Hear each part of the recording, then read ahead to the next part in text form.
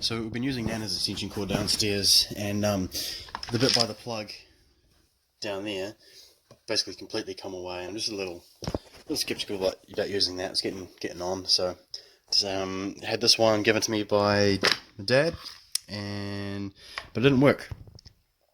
So I opened it up, and nothing wrong with the power point, nothing wrong with that end.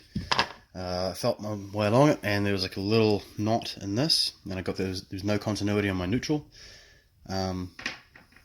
which is great. And then ended up figuring out that all it was the screw had gone onto the plastic instead of onto the metal. So there was nothing coming through to the actual power point. The cord itself is good, but I'd like to just stop using Nana's one and start using this one on the reel, just because it's a lot cooler, and then you get a double, and so I won't need to use a multi-box down there for the table saw and the charger, and yeah, should be good.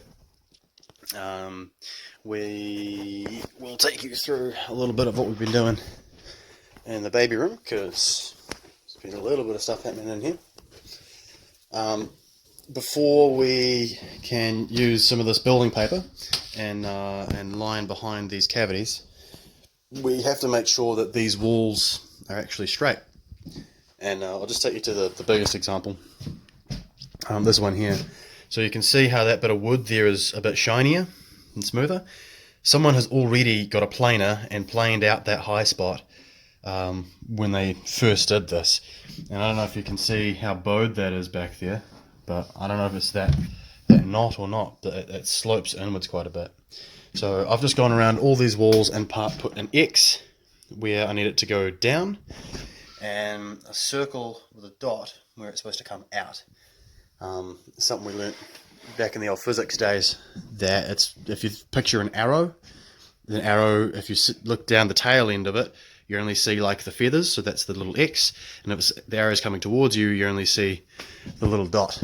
So that's one way that they represent like direction when you're writing it down. So yeah, so we've basically just taken a level, put that on every one of these studs.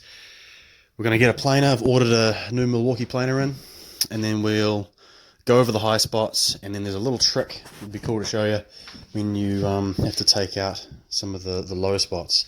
You basically cut into the wood, get a wedge, and tap the wedge in, and then snap it off once it's actually come level. But we'll take that through in another video.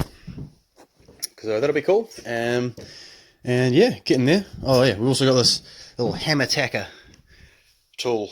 It's like a stapler, but you just whack things with it. So that's going to be fun, and should be a lot easier when we're putting this thing up than a regular stapler, I suppose.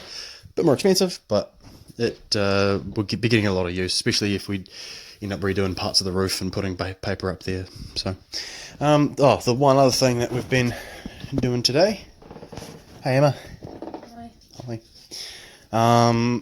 Is we've converted this TV cabinet, pretty much all Emma's wee project here, and put a bit of plywood in the back, and then got a little bits of ply, glued them together, screwed it through, got this metal pole, cut that to size, and yeah, thank you Mr. Bocane for a TV cabinet, because now Emma has some clothes storage, and she's been hanging out for some of that, so it's good.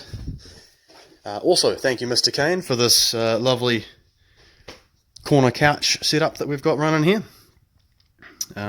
Much appreciated, dude. Hope you enjoy the export.